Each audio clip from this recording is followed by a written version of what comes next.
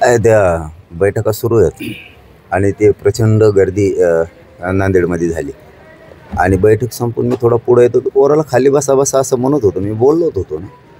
ते बोलता बोलताच या काही खाली बसा म्हणलं पुढं आल्याच्या नंतर. तर ते घाम आला अंगाला आणि थोडंसं फिरल्यासारखं झालं. काय आता ते उपोषण असं आता त्यांना लई झालेले आहे.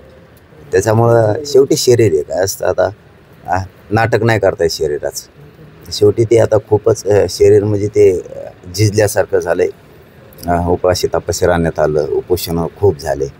त्यामुळे ते अशक्तपणा शरीरातलंही आहे. इतका अशक्तपणा आहे की समाजाला वाईट वाटतं, माझा समाजाला खूप मला काही दुखायला लागलं काय झालं, त्यामुळे मी जास्त सांगत नाही. पण इतक्या त्या उपोषणाच्या वेदना आहेत मला, पण मी हटत नाही. हे सगळं दुःख मी गिळून घेतो. मी माझं दुःख त्रास समाजाला दाखवत नाही. आणि मला समाजाचे पोरं बाळं लेकरं बाळं मोठे करायचे. त्यामुळं मी शेवटच्या श्वासापर्यंत या समाजासाठी लढणार आहे आणि त्यांचे लेकरं बाळं मोठे करणार आहे. मी मरणाला भिणार नाही आहे. किती वेदना असल्या, किती उपोषणामुळं मला अशक्तपणा असला, चक्रा येत असल्या किंवा काही असलं, तर 29ची लढाई मी मराठ्यांना ही जिंकून देणारी, ही शेवटची लढाई. आणि मराठ्यांना मी आरक्षण देऊन जिंकून 100% देणार. तर डॉक्टर साहेबांनी आता तुम्हाला सल्ला दिला की थोडा आराम करण्याची गरज आहे. हो, त्यांनी सलाईन लावायचा प्रयत्न केला पण सलाईनच लागली नाही. मग ते काढले, ते सुई काढली, घाल करून तिथं रक्त निघायला लागलं. त्यांनी मग त्यात वरून चिकटपट्टी चिटकेली. सलाईन घ्यायची होती पण ते सलाईनच लागत नाही. कारण शरीरात ना सुया टोचून इतकं त्या शिराचं जर्जर झालेल्या आहेत. त्यामुळे सलाईनं बी कुठं लागत नाही, शिरं लवकर सापडत नाही. त्यामुळे डॉक्टर परेशान होत आहेत. त्यांची काय बिचाऱ्यांची चूक आहे आता. त्यामुळे मीच म्हणलं ते काढून घ्या तुम्ही, हे थोडं जेवण ते करतो, होईल फ्रेश झालं की लोक मायबाप समाज बाहेर उभा होता. मी ते तसला राजकारण्यासारखा नाही आहे. मला थोडंसं जेवण केलं तर लगेच बाहेर येऊन बसलो लोकांमध्ये. माझ्या लोकात माझा लय जीव आहे. मी त्यांना सोडून जगू शकत नाही, तेही मला सोडून जगू शकत नाही. त्यामुळं समाज लय वेळचा बाहेर बसलेला होता. आलो आणि बाहेर बसलो. फक्त उभा राहता येत नाही एवढंच. आता काय एवढा किंवा कच्च्या तालमीतला नाही. मी बी पक्का आहे. त्यामुळं मी आणि माझा समाज आम्ही 29 ऑगस्टला मुंबईला जाणार आहेत. बघू सरकार किती दम आहे त्याच्यात, तेही बघायचं.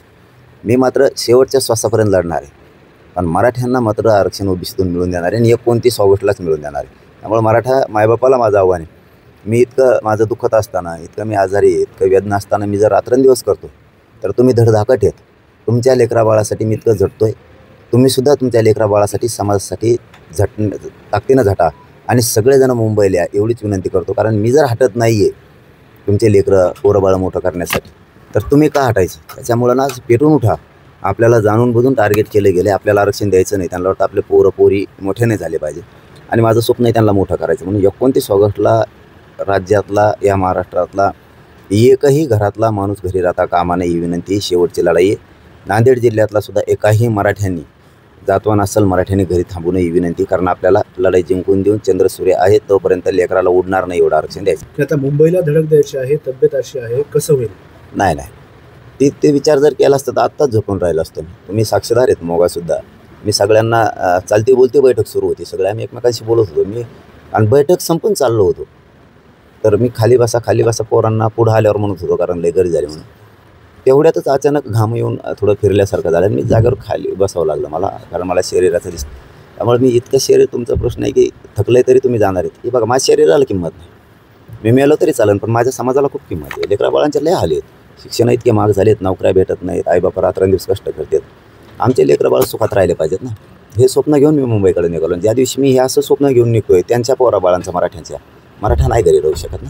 त्यालाच घरी राहिल्याच्या नंतर त्यालाच असं वाटेल की आपली काय जिंदगी कामाची.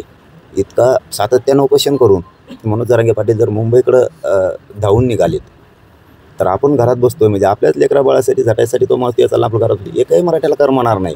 असं जातवान तर नाही घरी राहू शकत. असं जातवान नाही घरी राहू शकत मराठा.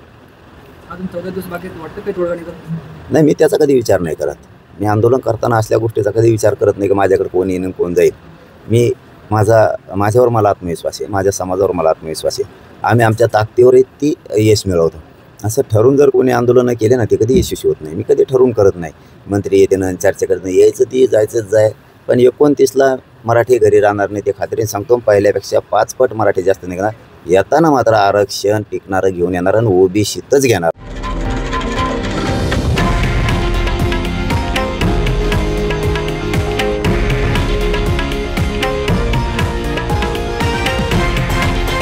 हे आहे देशातील नंबर 1 न्यूज नेटवर्क आणि आपण पाहत आहात TV9 मराठी, एकमेव.